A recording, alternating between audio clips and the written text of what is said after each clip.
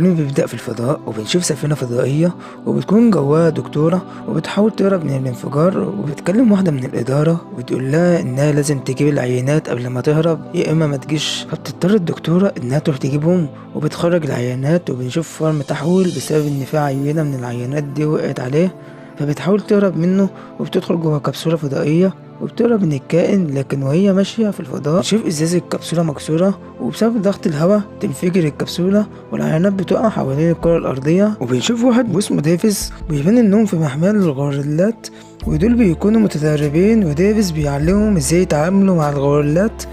وبيكون ديفيز بارع جدا في التعامل مع الغوريلات، لكن في واحد ما بيعرفش يسيطر عليه وبيهجم على واحد من المتدربين، وبيجي غوريلا تاني لونه ابيض وبيدفع الغوريلا اللي كان بيهجم على المتدرب. والغوريلا ده بتاع ديفيز وبيكون مسميه جورج وبيقدر يتكلم معاه بالاشاره. وبيروح ديفيز وبنشوف نيزك نازل من السماء وبتقع في مناطق مختلفه، والاولى بتقع في منطقه موجود فيها قطيع من الذئاب، والتانية في المحميه اللي عند جورج، والتالتة بتقع في بحيره. وبيروح جورج يستكشف النيزك ده وبيظهر انها عينه من العينات اللي كانت مع الدكتوره، وبيطلع منها غاز وبيستنشقه جورج. ويجي ديفيز تاني يوم والمساعد بتاعه بيقوله ان جورج قتل دب، وبتصدم ديفيز لانه متوقعش كده من جورج. وبيخشوا وبيلاقوا الدب ميت وجورج مستخبي جوه كهف الدب، وبيجي يخرج وبيتفاجئ بان جورج بقى اضخم من المعتاد.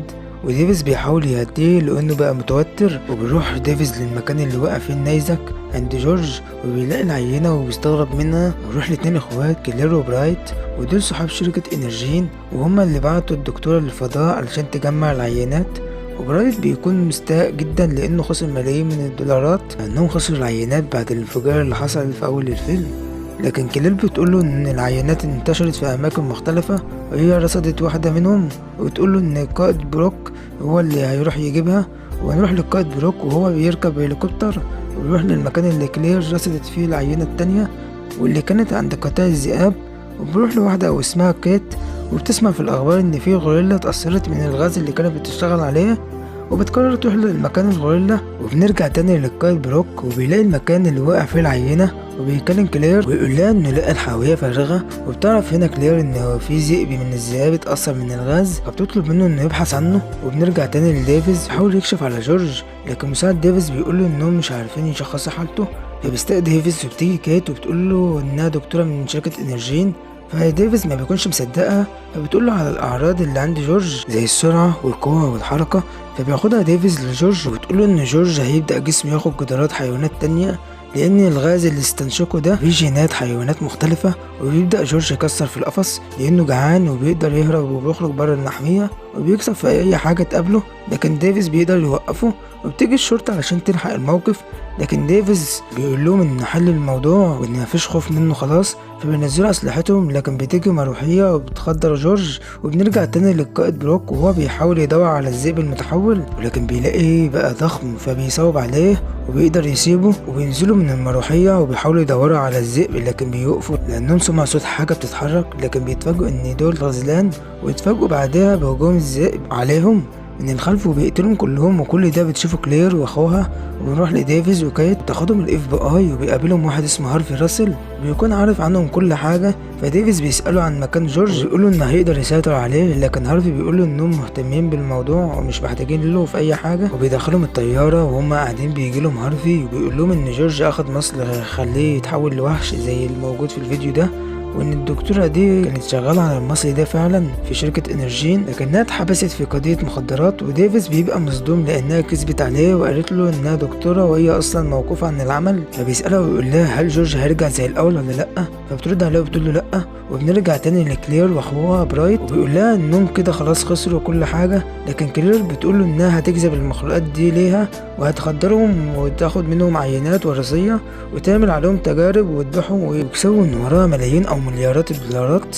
وبيروحوا للجهاز وبيشغلوه وبيبدا الجهاز يطلع صوت وبيخلي الحيوانات او المخلوقات دي تجري ناحيه الصوت، وبيوصل الصوت لجورج وبدأ يبقى عدواني وبيدمر الطيارة. لكن كيت بتاخد مظلة وبتنط من الطيارة، وديفيز بينقذ هارفي اللي مغمى عليه وينط هما كمان من الطيارة، وجورج بيقع بالطيارة وبينزلوا وبيحاولوا يدوروا على جورج لكن بيلاقوش قصته. فبيعرف هنا ديفيز ان هو هرب بعد وقوع الطيارة. فهارفي بيقول لهم ان هو هيحاول يجيب دعم، ونروح لكلير اللي بيجي لها عملاء الاف بي اي وبياخدوا منها الاجهزة الموجودة في مختبر الشركة فعلشان ما يسيبوش اي معلومات تبع اي تجربة عملوها. وكلير ما بتكونش موافقة على ده. وبنرجع تاني لكيت وديفيز وبيقول لها انه لقى جورج تحت عربية بتاعت صيادين وكانوا بيقتلوا في امه، ولما شافوا ديفيز قدر يلحقه وقتل الصيادين علشانه. وكيت بتقوله انها لما كانت شغالة في شركة انرجين كانت بتشتغل في مصر للشفاء من العدوى، لكن كلير عرفت بالموضوع ده فبلغت عنها انها كانت بتتعاطى المخدرات. وبيجوا الاف بي اي وبيمسكوها قبل ما تخلص مصر للشفاء.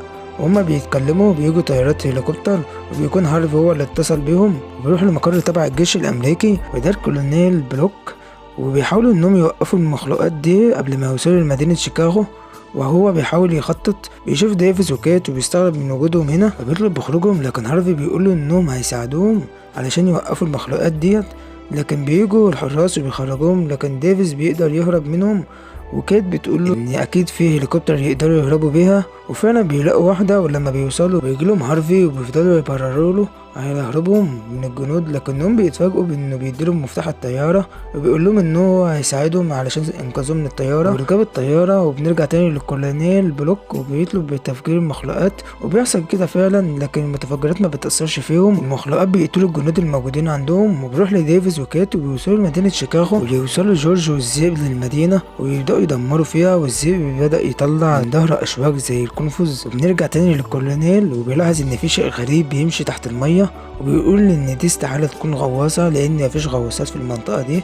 وبيظهر شلال في البحر وبيكون مخلوق غريب، والمخلوق ده بيكون الفار اللي شفناه في اول الفيلم وبيدمر اسلحة الجيش الامريكي وبيبدأ يدمر المدينة مع جورج والذئب. وبيروح للكولونيل وبيقوم بتدميرهم بالقنبلة للأم، والقنبلة دي ممكن تدمر نص أمريكا. فبيرفض هارفي إنه يعمل كده لأنه بكده هيموت ناس كتير ملهاش ذنب، لكن الكولونيل بيثبت على قراره فبيستفز هارفي ويقول له ان هو اللي هيوقفهم. وبيبداوا في تجهيز القنبله وهارفي بيجيله معلومات بان شركه انرجين هم السبب في ان الكائنات دي توصل للمدينه.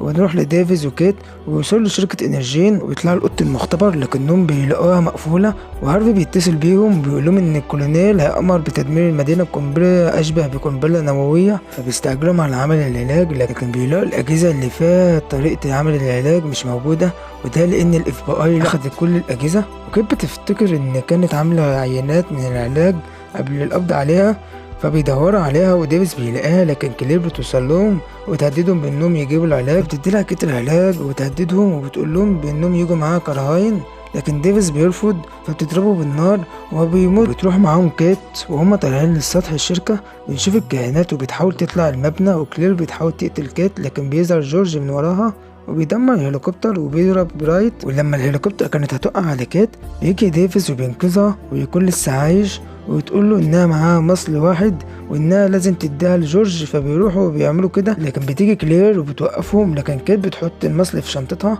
وبتدفعها على جورج وجورج بيلتهمها. وبنروح لبرايت اللي بيحاول يهرب لكن بيوصل لهارفي وبيطلب منه اللابتوب وهيسيبه فبيدولها وبيجي يخرج من الشركة تقع عليه صخرة وبياخد هارفي اللابتوب وبيخرج من الشركة قبل ما تتدمر. وكيت بتقوله ان العلاج هيشتغل مفعوله بعد 10 دقايق وبيبدأوا الكائنات يدمروا الشركة. وديفيز وكيت مش عارفين هينزلوا من المبنى ازاي فبيشوفوا هليكوبتر وديفيز بيقدر يتحكم فيها في حين ان المبنى بيقع وبيقدر ينقذ نفسه مع كيت. وبيظهر جورج من تحت الحطام وبيظهر انه رجع وافتكر ديفيز، وبيظهر ايضا الكائنات التانية والطيارة اللي فيها القنبلة بتقرب من المدينة. وديفيز بيطلب من كيت انها تجيب الدعم علشان يوقفوا الكائنات دي وبتركب العربية وبيبدأ ديفيز وجورج يهجموا على الكائنات، لكن بيظهر ان الذئب عنده جناحات خفاش فبيجي يهجم على ديفيز لكن بيجي الفار وبيقتله. وبيروح لكيت اللي بتجيب الدعم وبيشوفها هارفي وبتقوله ان ديفيز محتاج لي دعم فبيروح معاها. وديفيز بيحاول يواجه الفار لكنه بيقع وبيغمى عليه وبيهجم عليه، لكن جورج بيجيب سيخ وبيضرب بها الفار في عينه وبيقتله وبيخلصوا اخيرا من الكائنات. كل ده بيشوف الكولونيل وبيؤمر بايقاف القنبلة وبيقعد جورج من التعب وبيموت. وبيجوا هارفي وكيت وكلهم بيحزنوا عليه لكنهم بيشوفوه وبيتحرك وبيظهر انه كان بيخدعهم وبيشكروه على انقاذ المدينة. وبس كده، متنسوش تشتركوا في القناة وتفعلوا زر الجرس وتضغطوا لايك على الفيديو عشان يوصلكوا كل فيديوهاتنا الجديدة وملخصاتنا الجديدة ان شاء الله. والسلام عليكم ورحمة الله وبركاته. اشوفكم في الفيديو الجديد. الفيلم بيبدأ ببنت صغيرة وفي 2 من الشرطة بيحققوا معاها وبيسألوها عن المشكلة اللي حصلت معاها، وبتتذكر بعض اللقطات من الحادث اللي حصل معاها، فبيقولوا لها انها تقول لهم ما تخافش من اي حاجة، لكنها بتقول لهم انها مش عارفة حاجة. وبنرجع قبل التحقيق ده بأسبوعين وبنشوف بيكي وهي في المدرسة والمديرة بتنادى عليها